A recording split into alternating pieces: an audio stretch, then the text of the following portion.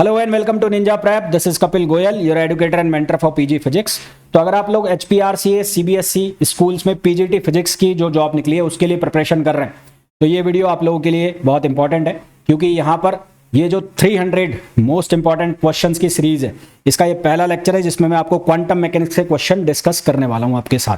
हालांकि इसके पहले भी मैंने एचपीआरसीए के लिए बहुत सारे लेक्चर्स बनाए हैं जिसमें मैंने आपको इंपॉर्टेंट क्वेश्चंस कराए हैं, पर ये जो 300 क्वेश्चंस वाली सीरीज रहेगी इसमें हम पीवाईक्यूज करेंगे अलग अलग एग्जाम के। और क्योंकि आपका जो एग्जाम टाइम है वो बहुत कम रहने वाला है तो जो क्वेश्चंस है वो उसके अकॉर्डिंग होंगे। लंबे लंबे क्वेश्चन हम नहीं करेंगे, जो क्वेश्चंस आप 120 मिनट के अंदर कर सकते हैं, क्योंकि आपको 120 क्वेश्चन ही पूछे जाने वाले, तो जितने क्वेश्चन आप उतने टाइम में कर सकते हैं और जैसे क्वेश्चन आपसे पूछे जा सकते हैं उसी तरह के क्वेश्चन यहाँ पर आपको देखने को मिलेंगे। इसके अलावा आप किसी दूसरे एग्जाम की प्रिपरेशन कर रहे हैं जिसमें क्वांटम मैकेनिक्स या इससे मिलता जुलता सिलेबस आपके सिलेबस में है, आपके जो पीजीटी का सिलेबस है जिस भी स्टेट का उस सिलेबस में है ये टॉपिक, तो डेफिनेटली आप लोगों के लिए भी उतना ही यूजफुल होने वाला है। तो एचपीआरसीए वाले तो स्पेशली ये वीडियोस जरूर देख के जाना। आज क्वांटम मैकेनिक्स का है, कल अलग सब्जेक्ट का आएगा, तो टोटल जो भी हमारे सब्जेक्ट्स हैं उनके एक एक करके हम वीडियो कवर करेंगे तो लगभग 300 के आसपास क्वेश्चन बन जाएंगे। और ये क्वेश्चंस पीवाईक्यूज है, अलग अलग एग्जाम्स के पीवाईक्यू हैं और आपके एग्जाम का जो पैटर्न होगा या एग्जाम की टाइमिंग है उसके अकॉर्डिंग ही ये क्वेश्चन होने वाले। प्लीज वीडियो को लाइक जरूर करें, चैनल को सब्सक्राइब जरूर करें ताकि जो भी बच्चे प्रिपरेशन कर रहे हैं वहां तक ये वीडियोस पहुंच जाए। तो चलिए स्टार्ट करते हैं। तो क्वेश्चन नंबर फर्स्ट में हमें बोला गया है the equation P S T equals to E minus omega T is known as. ये जो इक्वेशन आपको दी गई है इसको क्या कहा जाता है? Perturbation law, decay law, exponential decay law या फिर एक्सपोनेंशियल लॉ। तो क्वांटम मैकेनिक्स में हम ये अगर देखें कि time dependent factor stationery state के लिए, तो इन क्वांटम मैकेनिक्स यानी कि क्यूएम शॉर्ट में मैं लिख रहा हूं, in QM the time dependent stationary state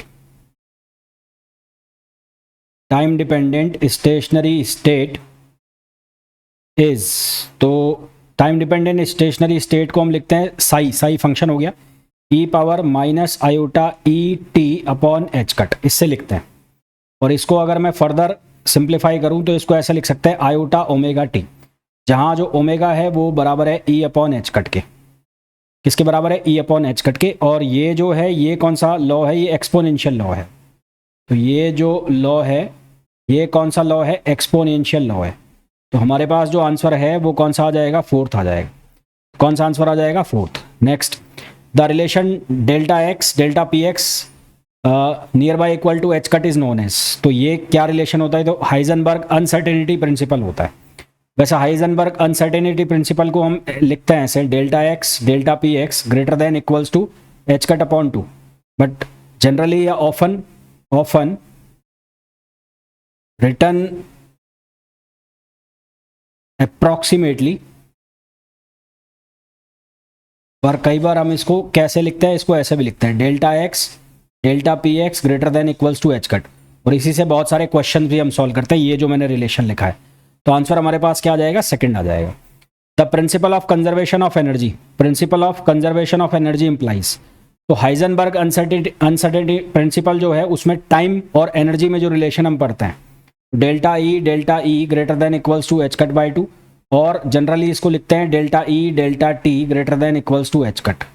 तो ये जो है ये क्या बताता है? Conservation principle in quantum mechanics. तो ये हमें बताता है conservation principle in quantum mechanics.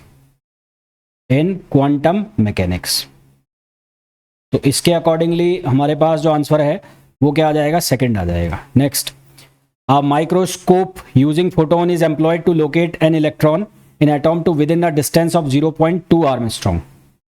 The uncertainty in the momentum, तो यहाँ डेल्टा एक्स जो है उसकी वैल्यू दे दी 0.2 आर्मस्ट्रॉन्ग, जिसको आप लिख सकते हो 2 × 10⁻⁻11 मीटर। आपको निकालना है डेल्टा पी, तो यहां पर मैं फॉर्मूला यूज करूंगा delta p delta x greater than equals to h cut, क्योंकि यही फॉर्मूला ऑफन हम यूज करते हैं जनरली। तो यहां से डेल्टा पी की वैल्यू किसके बराबर आ जाएगी? H cut upon delta x. तो एच कट का मतलब हो गया 1.54 × 10⁻, 1.54 × 10⁻⁻34 और डेल्टा एक्स की वैल्यू 2 इंटू 10 पावर माइनस 11। इसको सिंप्लीफाई कर लो, इसको सिंप्लीफाई करोगे तो 1.54 डिवाइड बाय 2, तो ये 0.77। मेरे हिसाब से कैलकुलेशन में मिस्टेक है, कैलकुलेशन वापस चेक कर लेता हूँ मैं एक बार। 6.634 h अपॉन 2 और अपॉन 3.14, तो ये बनेगा 1.056 और इसको डिवाइड करें 2 से तो ये आएगा, हाँ 1.05 होगा ये, तो यहाँ करेक्शन कर लेना, इसको 1.05 आएगा, 1.05। तो इसको जब हम सिंप्लीफाई करेंगे तो हमारे पास जो आंसर आएगा वो आएगा 5.274 इंटू 10 पावर माइनस 24। तो आंसर जो हमारे पास है वो क्या आ जाएगा, फर्स्ट आ जाएगा। Next, the reflectance R of a wave is normally defined as. Reflectance R किसी वेव के लिए किस तरह से डिफाइन किया जाता है तो रिफ्लेक्टेंस की जो वैल्यू होती है वो बराबर होती है मैग्नीट्यूड ऑफ द रिफ्लेक्टेड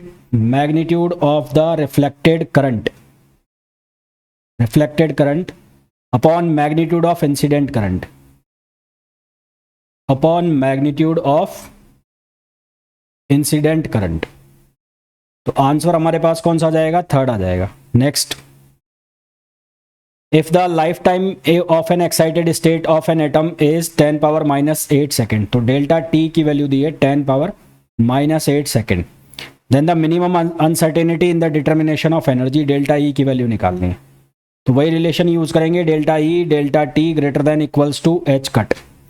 तो डेल्टा ई जो है वो इक्वल हो जाएगा h cut upon delta t. H cut की वैल्यू 1.054 इंटू 10 पावर माइनस 34 और डेल्टा टी की वैल्यू 10 पावर माइनस 8।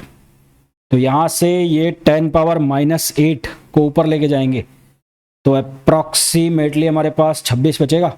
ये माइनस 8 है भाई, ये है माइनस 8, 10 पावर माइनस 8। तो इसको जब हम सॉल्व करेंगे तो लमसम आंसर आ जाएगा 1.0 इंटू 10 पावर माइनस 26 जूल। तो आंसर हमारे पास कौन सा आ जाएगा, फर्स्ट आ जाएगा। नेक्स्ट क्वेश्चन पे आइए। नेक्स्ट क्वेश्चन है, the eigenvalues for a harmonic oscillator are given by the relation. तो हार्मोनिक ऑसिलेटर के लिए एनर्जी आइगन वैल्यू जो होती है वो होती है n प्लस हाफ और h कट ओमेगा। ये जो h कट ओमेगा है इसको हम लिख सकते हैं h न्यू, तो यहाँ से En ये इक्वल हो जाएगा n प्लस हाफ और h न्यू। तो हमारे पास जो आंसर है वो क्या आ जाएगा, थर्ड आ जाएगा। Next, the permitted energy level of a particle in a square well potential are given by the relation. तो ये बनेगा second, En equals to n square h square upon 8 ml square. तो आंसर हमारे पास आ जाएगा सेकंड आ जाएगा। Next, a wave function psi satisfies a relation. तो वेव फंक्शन अगर बोर्न प्रोबेबिलिटी इंटरप्रिटेशन, तो बोर्न प्रोबेबिलिटी इंटरप्रिटेशन अगर इसका हम यूज करें तो यहां से हमारे पास जो प्रोबेबिलिटी है वो लिखी जाएगी डेल्टा उ से। ये रिप्रेजेंट करेगा probability of finding particle in volume element D tau. ये किसको रिप्रेजेंट कर रहा है, ये रिप्रेजेंट कर रहा है probability of finding the particle, probability of finding the particle in volume element D tau, in volume element D tau. तो जो टोटल प्रोबेबिलिटी होगी, टोटल प्रोबेबिलिटी जो है वो किसके बराबर होगी, 1 के बराबर। तो यहां से लिखा जाएगा psi square d tau equals to 1 और ये रिप्रेजेंट करता है नॉर्मलाइजेशन वेव फंक्शन को, ये रिप्रेजेंट करता है नॉर्मलाइजेशन वेव फंक्शन को, नॉर्मलाइजेशन वेव फंक्शन। तो हमारे पास आंसर क्या आ जाएगा, सेकंड आ जाएगा। नेक्स्ट, ऑर्थोगोनलिटी की कंडीशन पूछिए। तो ऑर्थोगोनलिटी की कंडीशन क्या होती है, ए बी, यहां से हो जाएगा साई 2 और ये हो जाएगा x, यहां ये हो जाएगा साई 1 x और dx और ये किसके बराबर 0। अगर ये ऑर्थो नॉर्मल होते तो क्या कंडीशन बन जाती m। अगर ये किसके लिए, ऑर्थोगोनल, ये है ऑर्थोगोनल। और अगर ये इस तरह से होता ए बी और यहाँ हो जाता साई स्टार एक्स और ये साई है ना, psi x t x equals to 1, तो ये कंडीशन बन जाती है हमारे पास ऑर्थो नॉर्मल की। ये किसकी कंडीशन बनती? ऑर्थो नॉर्मल की। तो ये है ऑर्थोगोनल और ये है ऑर्थो नॉर्मल। तो आंसर हमारे पास क्या आ जाएगा? सेकंड आ जाएगा। नेक्स्ट, हाइजेनबर्ग अनसर्टेनिटी पूछा है तो ये कौन सा आ जाएगा? 1 आ जाएगा। नेक्स्ट है Ehrenfest theorem gives the result of. तो अर्न फेरेस थ्योरम जो है वो लिखी जाती है del expected value of P upon del T equals to, ये बराबर होता है minus of expectation value of del V upon del X. ये होता है quantum analogy of Newton second law. ये होता है quantum analogy, quantum analogy of Newton second law, Newton second law. तो न्यूटन सेकेंड लॉ का क्वांटम एनालॉगी, सही answer क्या आ जाएगा? सेकंड आ जाएगा। Eigen values of Hermitian operator. तो हर्मिशियन ऑपरेटर के लिए क्या कंडीशन है कि ए डैगर बराबर होना चाहिए ए के, और इसकी जो आइगन वैल्यूज है वो क्या बनेगी? रियल बनेगी। तो आंसर हमारे पास क्या आ जाएगा? सेकंड आ जाएगा। ये क्वेश्चन रिपीट है, थर्ड आंसर आएगा यहाँ पर। नेक्स्ट है a hydrogen atom is placed in a uniform electric field directed along the Z axis. तो ये कौन सा इफेक्ट हो गया? स्टार्क इफेक्ट हो गया। कौन सा इफेक्ट हो गया? Stark effect. The electric field directed along the Z axis, the splitting of spectral line caused by the applied electric field can be explained by। तो इसको एक्सप्लेन करते हैं हम time independent degenerated perturbation theory से। तो Stark effect में जो splitting of spectral line है उसको हम किससे सॉल्व करते हैं, एक्सप्लेन करते हैं? Time independent degenerate perturbation theory से, है ना। जो डीजनरेसी है उसको रिमूव करने के लिए। तो आंसर कौन सा आ जाएगा? फोर्थ आ जाएगा। 0 पॉइंट एनर्जी निकालनी है, E N equals to N plus 1/2 H cut H nu होता है। तो n की वैल्यू 0 डाल दो, ई एन जो है उसकी वैल्यू आ जाएगी 1/2 एच न्यू। तो आंसर कौन सा आ जाएगा? थर्ड आ जाएगा। नेक्स्ट, यहाँ according to Max Born interpretation of the wave function the probability of finding the particle. ये वही क्वेश्चन है, इसको घुमा फिरा के वापस पूछा है। तो कौन सा आंसर आ जाएगा? फोर्थ आ जाएगा, जो भी मैंने कराया था ऑलरेडी। यहाँ पर पूछा है the normalised wave function corresponding to ground state of hydrogen atom. तो ground state of hydrogen atom को हम किससे लिखते हैं? साई एन एल एम, और यहाँ आर थीटा फाई, इसको लिखते हैं आर थीटा और फाई। इसके दो पार्ट होते हैं, एक पार्ट बनता है इसका रेडियल फंक्शन और एक पार्ट बनता है इसका हार्मोनिक फंक्शन, स्फेरिकल हार्मोनिक। एक पार्ट बनता है इसका स्फेरिकल हार्मोनिक।